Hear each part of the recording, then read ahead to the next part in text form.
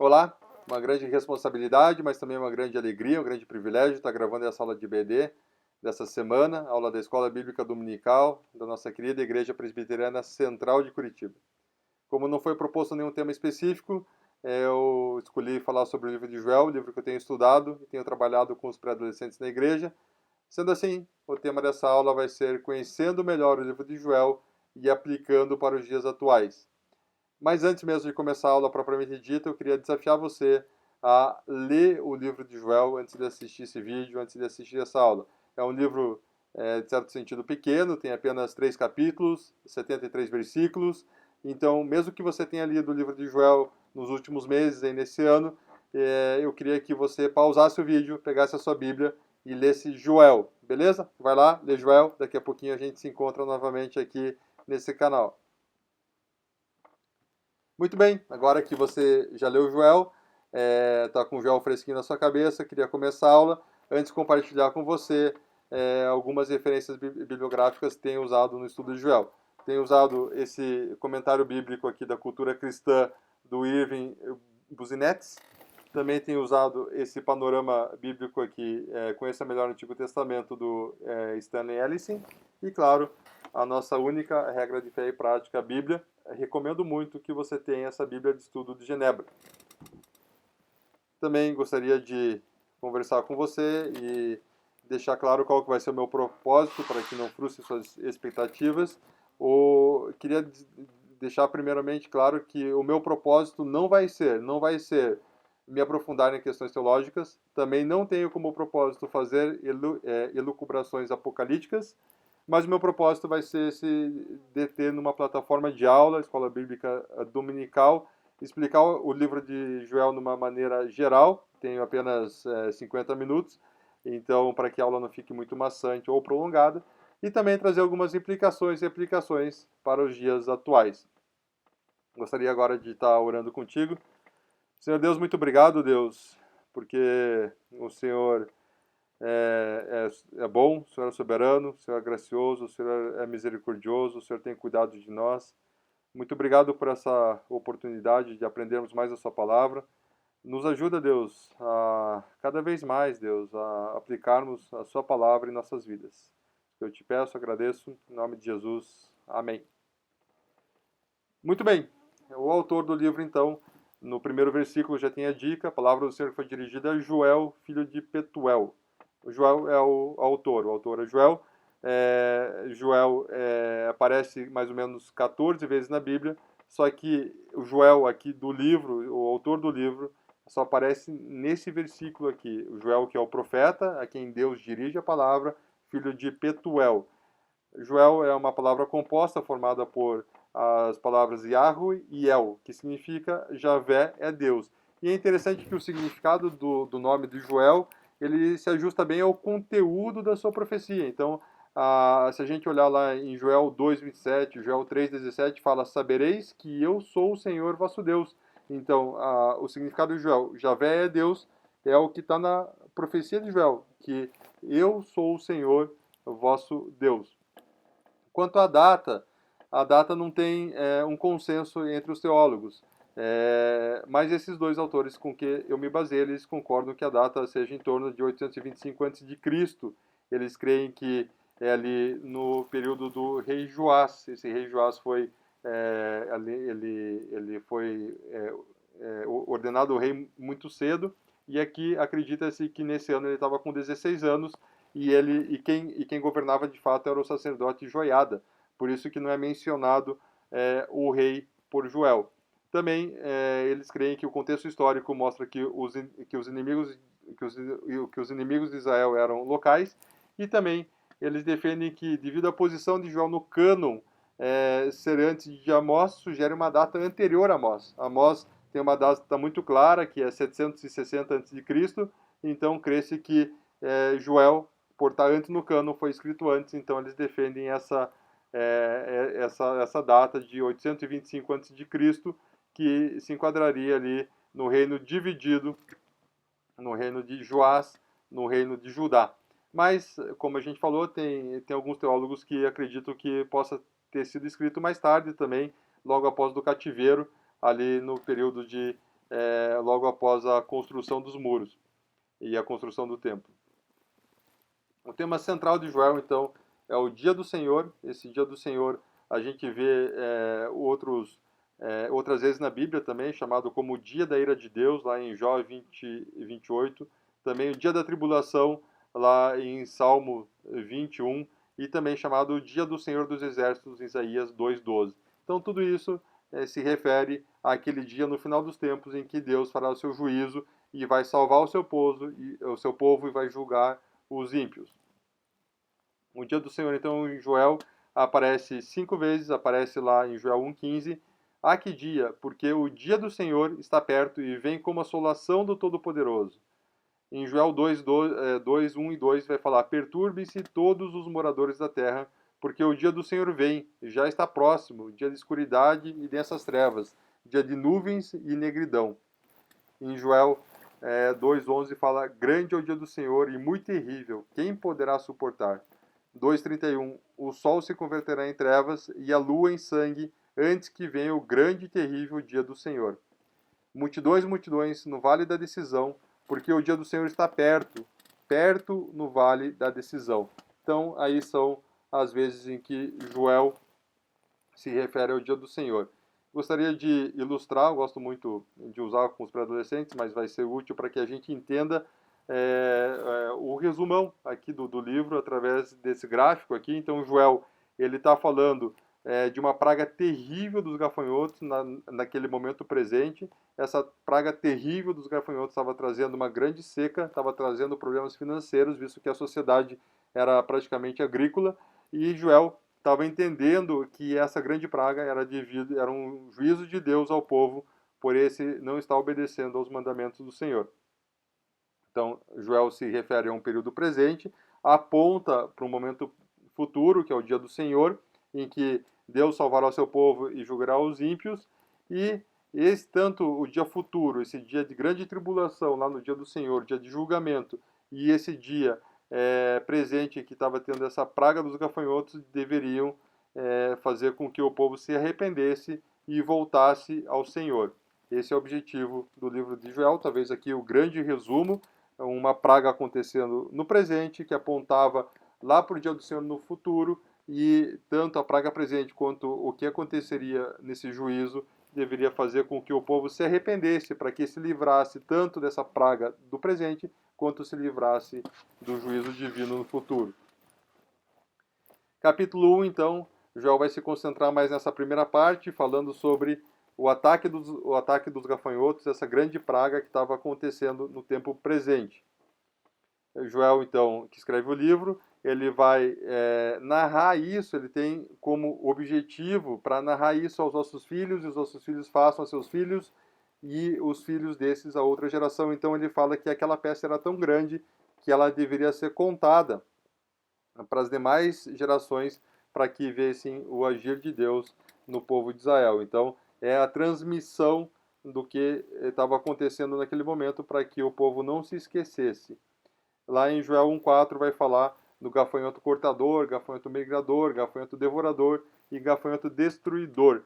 Aqui não entende-se como fases de um gafanhoto, mas na poesia hebraica mostra que o que um deixou, outro comeu, e nesse sentido aconteceu uma completa destruição. Então, uma destruição completa e total. Aqui que o Joel está se referindo a esses vários gafanhotos, aqui não que necessariamente fases, mas que o que um deixa, outro come, gerando uma destruição completa e total. Porque veio um povo contra a minha terra poderoso e inumerável. Os seus dentes são dentes de leão e ele tem os queixais de uma leoa. Então, Joel está falando que esses gafanhotos com alto poder de destruição, como se fosse um povo inimigo invadindo Judá, como se fosse os gafanhotos com dentes de leão. Tão grave era essa invasão dos gafanhotos. Então esses gafanhotos invadiram e essa destruição afetou todos os níveis da sociedade, pois todos foram afetados pela destruição da videira, da figueira e das colheitas. No capítulo 1, do versículo 5 a 12, Joel vai narrar o mesmo evento, mas na perspectiva das vítimas das pragas em 3 grupos sociais diferentes. Então ele vai falar como estava afetando os bebedores de vinho, como estava afetando os sacerdotes na questão das ofertas e como estava afetando os agricultores, que estavam tendo dificuldades para plantar, cultivar e colher. Então, primeiro ele vai falar dos bebedores de vinho, que deveriam se despertar e chorar porque não tinham mais o vinho. Depois vai falar dos sacerdotes, que não tinha mais oferta para a casa do Senhor. E depois vai falar dos agricultores, que o campo estava assolado e todas as árvores do campo já tinham se secado e já não havia alegria mais entre os homens. Então, Joel está falando que já não havia mais vinho, que naquele contexto ali do Antigo Testamento é sinal de alegria, sinal de bênção divina. Então não tinha o vinho, não tinha mais adoração, não estava sendo mais ofertado nada à casa do Senhor, assim como não tinha mais comida pela devastação que os gafanhotos tinham feito. E diante dessa situação, sem o vinho, sem a alegria, sem a adoração, sem a oferta aos sacerdotes, sem a comida, o povo deveria se lamentar. Ele fala, lamenta com a virgem que pelo marido da sua mocidade está cingida de pano de saco. Então, era um momento de luto, um momento de tristeza, para que o povo realmente se entristecesse com aquilo que estivesse acontecendo. Já fala, cingei-vos de pano de saco e lamentai sacerdotes. Então aqui, para os sacerdotes realmente ficarem com uma tristeza, se arrependerem. Se vestir com pano de saco ou rasgar as roupas era significado de uma tristeza profunda. E o profeta Joel dá 4 ordens a esses sacerdotes, então. A primeira ordem é promulgai um santo jejum. A segunda, convocai uma assembleia solene. A terceira, congregai os anciões, todos os moradores da terra, para a casa do Senhor vosso Deus. E a quarta, clamai ao Senhor. Então, promulgar um jejum santo, convocar uma assembleia solene, convocar para todas as pessoas congregarem na casa do Senhor e, em quarto lugar, clamarem ao Senhor. Joel 1,15 vai falar, que dia, porque o dia do Senhor está perto e vem como assolação do Todo-Poderoso. Então aqui ele está se referindo àquela que o povo entendesse que aquela praga de gafanhotos que estava causando toda essa tribulação no momento presente deveria ser um sinal de alerta para o momento futuro, que seria o dia do Senhor, que seria muito pior, e essas duas coisas fizessem com que o povo se arrependesse e se voltasse ao Senhor. Aqui, Joel 1, 16 a 20 vai falar que não tinha mais mantimento, que não tinha mais alegria na casa de Deus, que não tinha mais cereal, que o gado estava gemendo, que as manadas de boi, os rebanhos de ovelha, todos estavam perecendo. E assim, Joel clama ao Senhor e fala inclusive que os animais do campo estavam bramindo, suspirantes pelo Senhor. Que a gente lembra lá de Deuteronômio 11, 26 a 28, em que fala em que Deus abençoaria o seu povo se ele obedecesse os seus mandamentos, assim como amaldiçoaria se não obedecesse os seus mandamentos. Então, conforme diz lá em Deuteronômio, o Joel estava entendendo aquela praga de gafanhotos como um julgamento divino pelo pecado do povo. Aqui eu trago a primeira implicação, então. Deus envia crises em nossas vidas para que possamos nos arrepender dos nossos pecados. Então, o que devemos fazer em momentos de crise? Nos arrepender, ver como temos agido para com o Senhor. Será que temos priorizado Deus em nossas vidas? Será que temos feito tudo para a glória do Senhor? Será que Deus tem sido o centro das nossas vidas? Tudo que a gente faz que não seja para a glória do Senhor, isso se chama pecado. Então, é o momento de, olhando para a crise, a gente se arrepender dos nossos pecados. E aqui ele fala para jejuar, para ouvir a voz de Deus, que hoje a gente entende que está claramente na Bíblia, e orar, que é o momento de falar com Deus. Então, a primeira aplicação, devemos nos arrepender dos nossos pecados, jejuando, ouvindo a voz de Deus através da Bíblia e orando. Muito bem, vamos ao capítulo 2. Capítulo 2, Joel ele vai se concentrar basicamente no dia do Senhor, vai fazer uma analogia do dia do Senhor com gafanhotos, com um exército, com cavalos, para que o povo enxergasse aquilo realmente que iria acontecer no dia do Senhor. No versículo 1 do segundo capítulo, ele fala, tocai a trombeta em Sião, o dia do Senhor vem e já está próximo. Então, aqui seriam trombetas, chifres e carneiros que eram tocados em ocasiões especiais e também como alerta sobre um perigo iminente. Nesse sentido aqui, parecia mais que no sentido de um perigo iminente em que o povo devia se perturbar diante do dia do Senhor. O povo devia se preocupar, aqueles que não aqueles que não fossem do povo de Deus, que realmente se preocupassem de estarem debaixo da ira de Deus. Capítulo 2 vai falar dia de escuridade, densas trevas, dia de nuvem e negridão, um povo grande e poderoso se aproxima. Então ele vai comparar essa invasão dos gafanhotos, esse dia do Senhor no futuro, como esse exército, que a gente vai entender na sequência, que é o exército do Senhor, que vai fazer o juízo de Deus perante os ímpios. No versículo 3 do segundo capítulo, diante dele a terra é como o jardim do Éden, atrás dele um deserto assolado, nada lhe escapa. Então, nada vai escapar do exército do Senhor.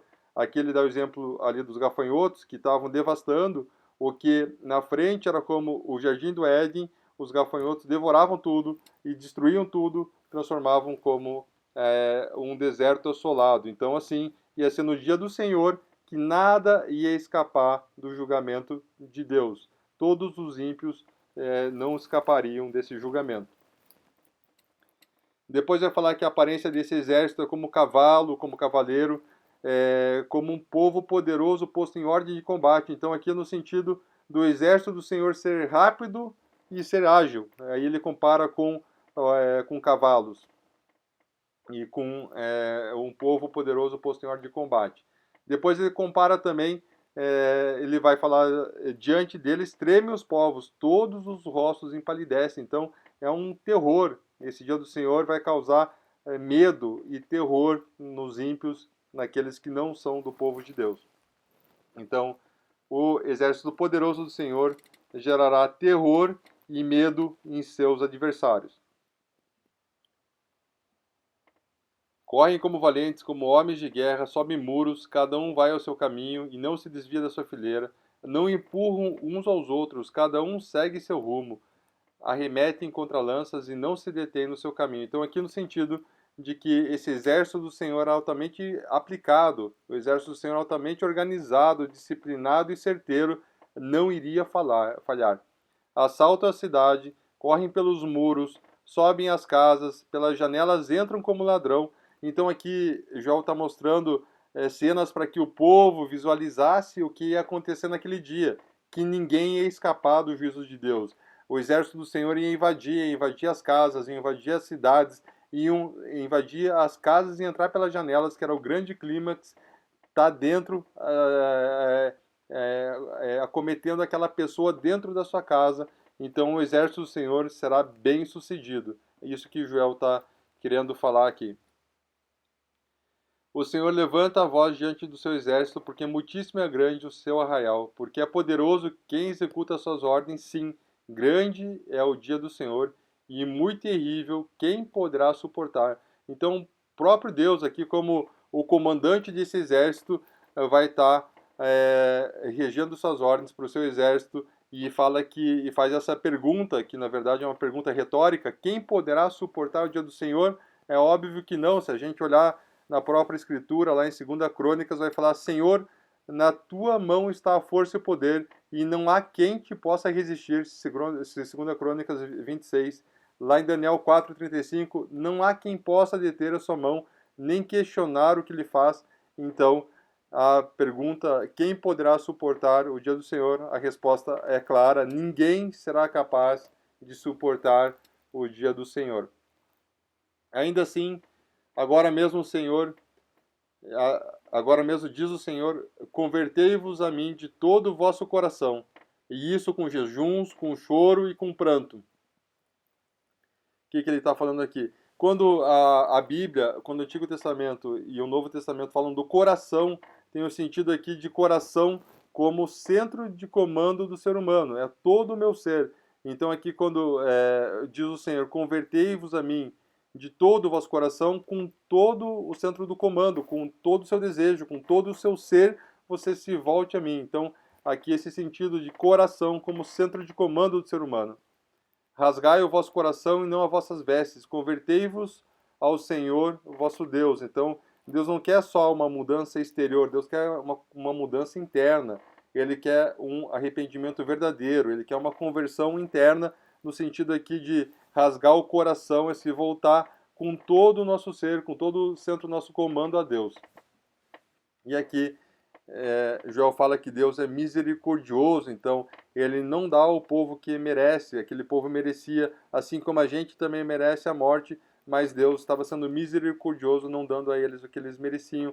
Deus é compassivo, Deus é tardio em irar-se, ele é paciente, ou mais até longâmimo, ele é muito benigno, ele é bom, e ele se arrepende do mal. Aqui eu só queria colocar uma observação aqui.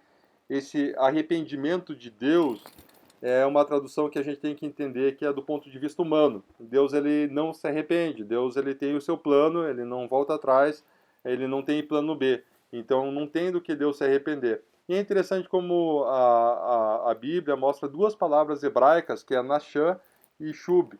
Nashã é usada só para Deus, nesse sentido de arrepender-se, mas no sentido de entristecer-se profundamente. Então Deus se entristece com o mal. E Shub é, na verdade, usado para o homem voltar atrás. O homem, ele se arrepende pelo fato de ter feito algo que não queria fazer. Mas para Deus, Deus nunca faz algo que ele nunca quis fazer, porque ele só tem um plano e ele é perfeito. Então, aqui o sentido de arrepender-se do mal é entristecer-se profundamente. Quem sabe se não se voltará e se arrependerá e deixará após si uma bênção, uma oferta de manjares e libação para o Senhor vosso Deus. Aqui a gente tem que entender, então, esse arrepender de volta é uma palavrinha, antropopatia. Essa antropopatia é usar sentimento do ser humano para Deus. Então, o profeta, como escritor humano, claro que inspirado por Deus, ele vai usar as suas palavras, então, um sentimento humano usado para com Deus. Então, como quando fala assim, Deus ama, Deus se arrepende, Deus se entristece, é um sentimento humano usado para Deus. E aqui, antropomorfismo é usar atributos físicos do homem para Deus, como se assim, mãos de Deus, olhos de Deus, Deus Pai é um ser, uma pessoa espiritual, não uma pessoa física, mas no sentido do profeta, no sentido do escritor bíblico, ele vai usar atributos físicos do homem aplicando para Deus. Tocai a trombeta em Sião, promulgai um jejum santo, proclamai uma assembleia solene. Então aqui, no mesmo sentido que a gente já viu lá em Joel 1,14, no sentido de todos os habitantes do país deveriam se reunir, deveriam se arrepender, deveriam se voltar ao Senhor, deveriam clamar ao Senhor. Chorem os sacerdotes, poupa o teu povo, Senhor, porque hão de dizer entre os povos onde está Deus. Então, aqui no sentido, Joel está falando para Deus assim, mas não abandona o povo, Deus, porque senão os outros povos vão olhar para o teu povo e vão nos zombar, vão usar de chacota.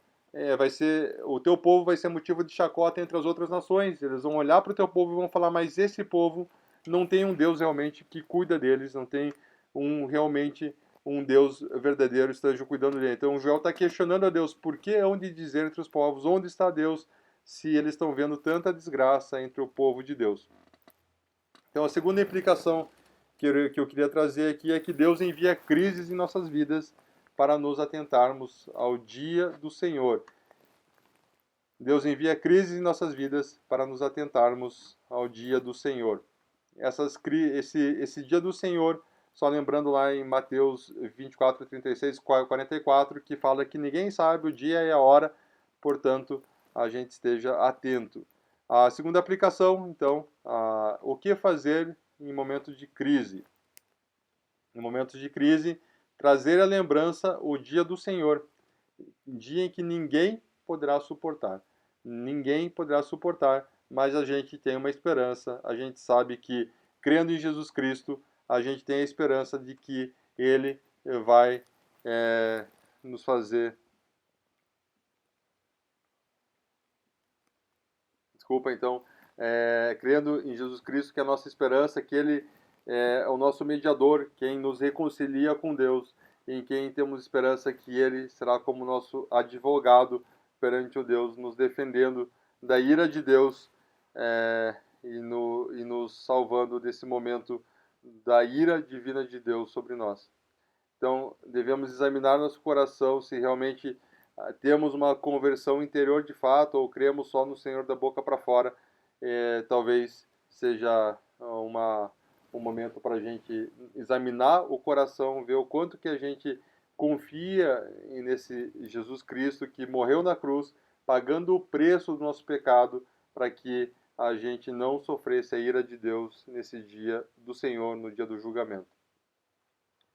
Em 2 Coríntios 13:5 fala assim: examinei-vos a vós mesmos se realmente estáis na fé, provai-vos a vós mesmos.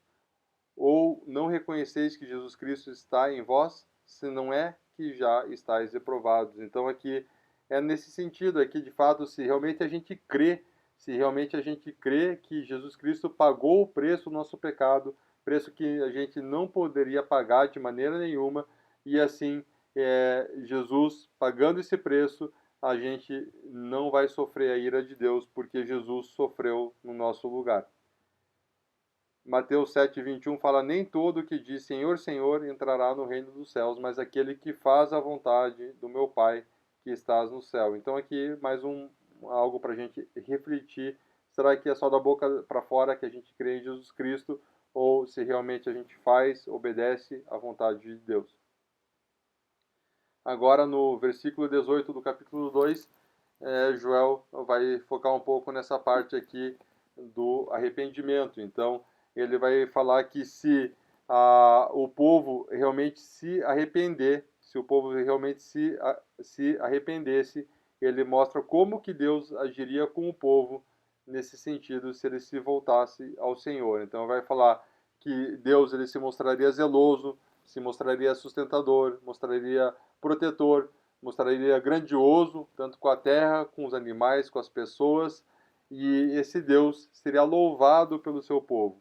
Lá em Joel 2:27 fala assim: sabereis que estou no meio de Israel e que sou o Senhor vosso Deus, e não há outro, e o meu povo jamais será envergonhado. Então, aqui Deus está falando para Joel: se vocês se vocês se arrependerem, se voltarem a mim, de fato, as outras nações vão ver que há um Deus em Israel. Então, esse Deus presente, um Deus da aliança, e o único Deus verdadeiro. E acontecerá depois que derramarei o meu espírito sobre toda a carne, vossos filhos e vossas filhas profetizarão, vossos velhos sonharão, os vossos jovens terão visões, até sobre os servos e sobre as servas derramarei o meu espírito naqueles dias. Mostrarei prodígios no céu e na terra, sangue, fogo e colunas de fumaça. O sol se converterá em trevas e a lua em sangue, antes que venha o grande dia terrível do Senhor. E acontecerá que todo aquele que invocar o nome do Senhor será salvo, porque no monte de Sião e em Jerusalém estarão os que forem salvos, como o Senhor prometeu, e entre os sobreviventes aquele que o Senhor chamar.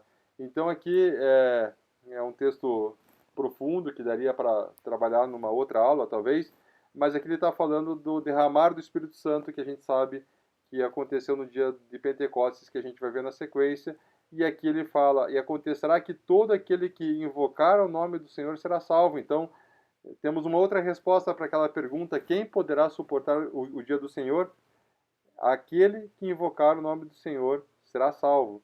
Como também fala lá em João 8, 31, 32, se vós permanecereis na minha palavra, sois verdadeiramente meus discípulos, e conhecereis a verdade, e a verdade vos libertará. Então, no sentido de que o povo de Deus será liberto daquele dia do Senhor, vai conseguir suportar o dia do Senhor. Lá em Atos 2, 14, 16 e 21 fala assim: ao cumprir-se o dia de Pentecostes, todos ficaram cheios do Espírito Santo. O que ocorre é que foi dito por intermédio do profeta Joel: e acontecerá que todo aquele que invocar o nome do Senhor será salvo. O que acontece então? Aqui a linha do tempo, a gente sabe que tem o marco, a vinda de Jesus a esse mundo, que separa o antes de Cristo e depois de Cristo. Então 33 depois de Cristo, no ano 33 depois de Cristo, a gente sabe que Jesus morreu, foi crucificado, 40 dias depois da morte, Jesus ascendeu ao céu e 50 dias ele derramou o seu Espírito sobre o seu povo. Então esse é o dia de Pentecostes, 50 dias depois da morte de Jesus. Isso foi escrito lá em Atos por Lucas, algo que foi profetizado por Joel. Então aqui é o cumprimento da profecia de Joel lá no livro de Atos, no Pentecostes. Terceira implicação, então, que eu queria deixar para nós é que Deus envia crises em nossas vidas para que possamos olhar para as bênçãos que Ele nos provê. O que fazer, então, em momentos de crise? Terceira aplicação, nos lembrar das bênçãos recebidas do Senhor. Essas bênçãos, tanto materiais quanto bênçãos espirituais. Então, não só aquilo que Ele nos dá, mas também por meio material, seja casa, comida, saúde, mas também espiritual, seja a salvação, nos salvar através da gente, dele nos fazer crer em Jesus Cristo e também nos fazer o seu Espírito nos ajudar na santificação, no processo da gente ficar cada vez mais próximos a Jesus Cristo. Então, na parte espiritual, quanto à salvação e a santificação. Muito bem. Capítulo 3, então, Joel vai se voltar novamente ao dia do Senhor e ele vai deixar bem claro aqui esse dia do Senhor, dia de julgamento dos perversos, que ele vai falar do versículo 1 ao 16 do capítulo 3, e a bênção aos justos do versículo 16 ao 21. Joel 3, 1 e 2. Eis que naqueles dias e naquele tempo em que mudarei a sorte de Judá e de Jerusalém, congregarei todas as nações e as farei descer no vale de Josafá, e ali entrarei em juízo contra elas por causa do meu povo e da minha herança, Israel. Então, aqui Deus está intimando todas as nações a virem até o vale de Josafá. Esse vale de Josafá, ele significa, Josafá significa Yahweh julga. Então, é o vale do julgamento de Deus. Deus intimando todas as nações para comparecerem lá, e Joel faz 3 acusações a essas nações, por espalharem entre os povos, por repartirem a terra de Israel entre si, e a terceira acusação é sobre os fenícios e os filisteus, ali citando Tiro e Sidom, cidades da Fenícia, e também os estados filisteus, que fizeram mal ao seu povo. Ele vai falar que esse mal foi que eles suscitaram um lugar para onde os vendesses, e farei cair a vossa vingança sobre a sua própria cabeça. Então, assim como esses povos fizeram mal ao povo de Israel, ele vai fazer vingança a esses povos. A proclamar isto entre as nações, apregoai guerra santa e suscitai os valentes. Cheguem-se, subam todos os homens de guerra. Então Deus, proclamando guerra contra todas as nações, está falando para todos os homens irem até o vale de Josafá, lutarem contra o Senhor. Forjai espadas das vossas relhas de arado e lanças das vossas podadeiras. Diga o fraco, eu sou forte. Aqui no sentido é que não teria justificativa para ninguém não comparecer naquele vale de julgamento. O mesmo fraco, aquele que normalmente não ia à guerra, aquele doente, mesmo aquele que não tinha arma de guerra, deveria fazer isso com a relha do arado, transformando em espada, fazer com sua podadeira, com suas foices, fazer lança e ir para o vale, que Deus estava intimando todos a comparecerem lá. Apressai-vos e vinde todos os povos em redor e congregai-vos para ali o Senhor fazer descer os teus valentes. Então, Deus intimando todos a comparecerem ao vale de Josafá. E isso ainda é urgente. Isso lembrando que Joel está falando lá do dia do Senhor. Então, nesse dia do Senhor, no dia do julgamento, está falando para todos se apressarem. Então, todos os povos inimigos se apressarem e se congregarem nesse vale de julgamento, porque ali o Senhor faria descer os seus valentes e fazer o seu juízo. Em Joel 3,12, fala assim: levantem-se as nações e sigam para o vale de Josafá, porque ali me assentarei para julgar todas as nações em meu redor. Mais uma vez, então, Joel falando para todas as nações irem lá para o vale de Josafá, porque lá Deus ia fazer o seu julgamento, chamado Vale do Julgamento, Vale de Yahweh, onde Deus julga, Yahweh julga, Vale do Julgamento. Lançai a foice, porque está madura a seara, vinde pisai, porque o lagar está cheio. Aqui no sentido que a plantação estava brotando de tanto pecado que tinha, estava madura de tanto pecado que tinha. O largar ali, o lugar onde era depositado o vinho, estava transbordando já de tanta maldade. E assim, Joel fala, os seus compartimentos transbordam, portanto a sua malícia é grande. Então, tanta maldade que aqui o Senhor está falando no sentido de que fará sua justiça e ele derramará sua ira contra essas pessoas ímpias de tão grande malícia que estavam mostrando. Multidões, multidões no vale da decisão, porque o dia do Senhor está perto no vale da decisão. Então aqui um outro nome para o vale de Josafá, vale do julgamento, vale da decisão, é tudo semelhante, mas a decisão aqui não é para confundir que que naquele momento, que no dia do Senhor a pessoa poderia tomar a decisão por aceitar Jesus como seu Salvador, por exemplo, e assim não sofrer a ira de Deus.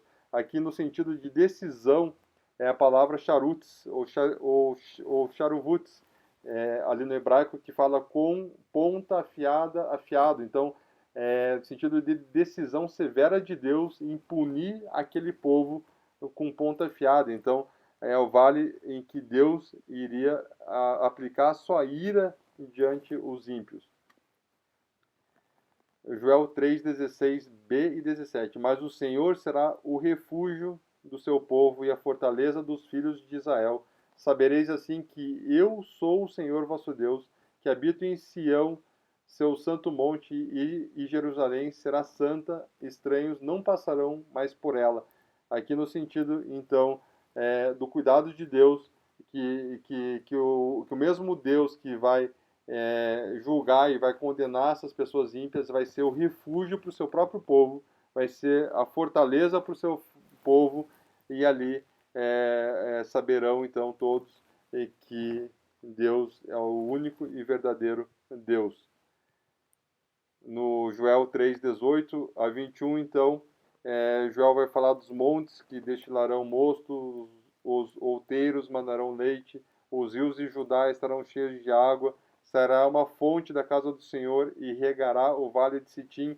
Então aqui Joel está falando lá no dia do Senhor, que depois haverá novos céus e novas terras. Isso também é descrito por João lá no livro de Apocalipse.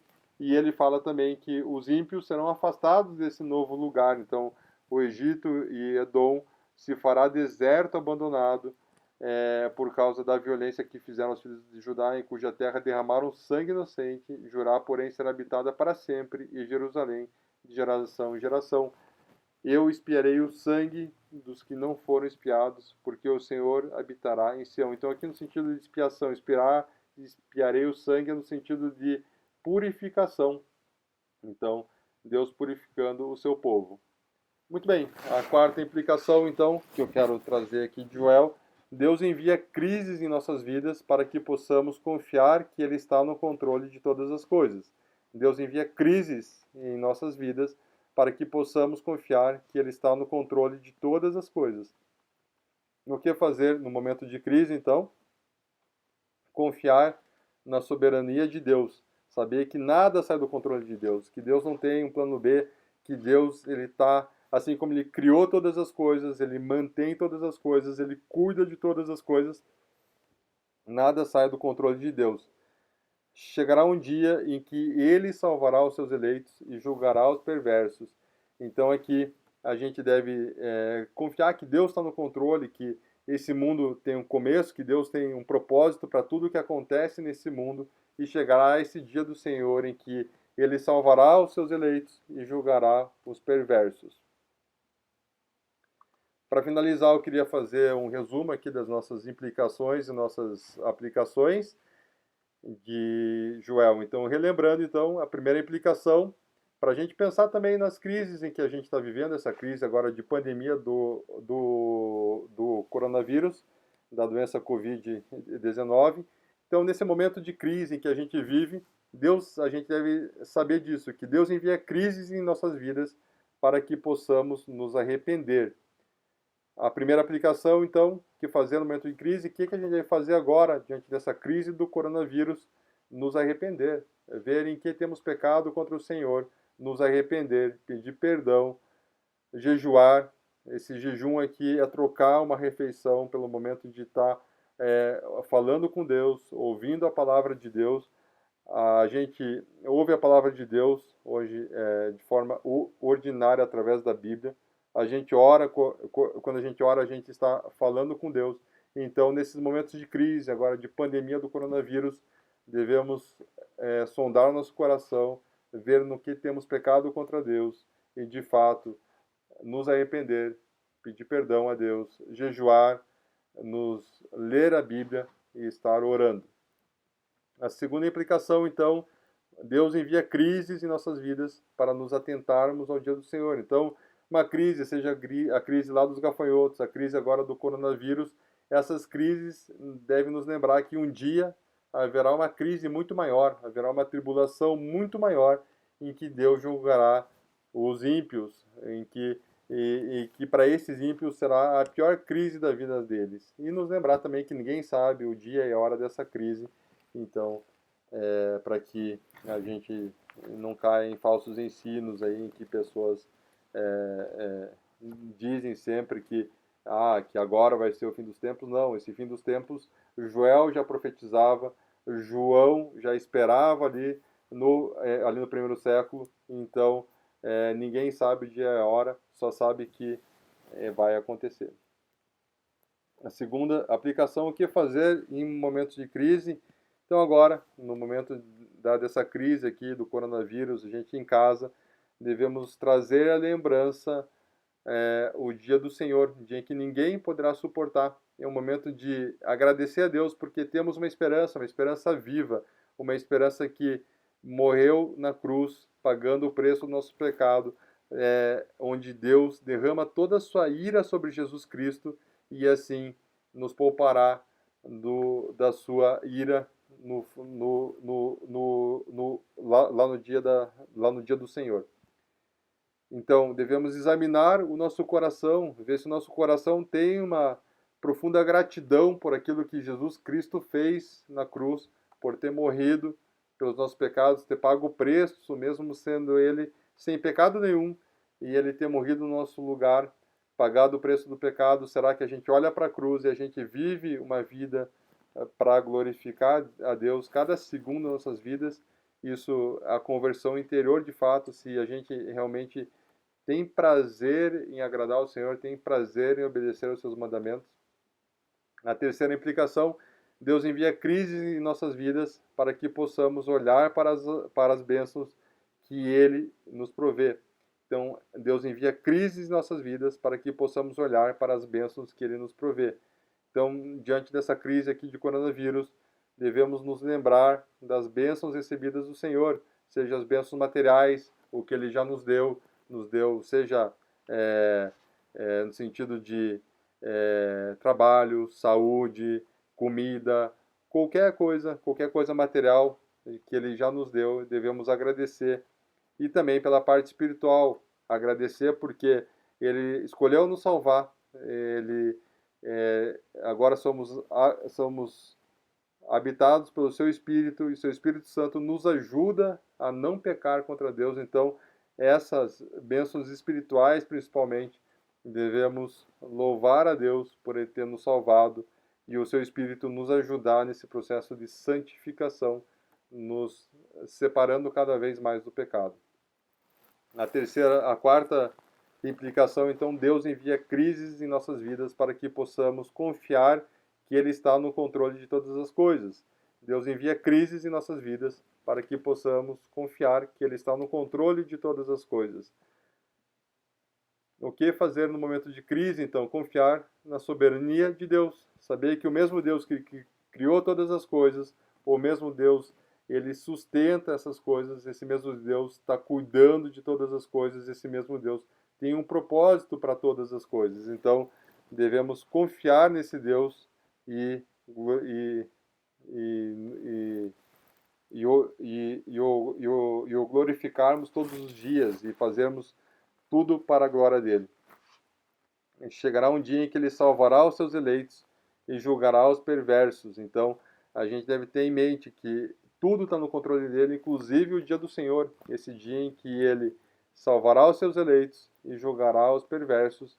E isso Deus fará mediante a sua justiça. Ele é um Deus justo, um Deus que não comete nenhuma injustiça.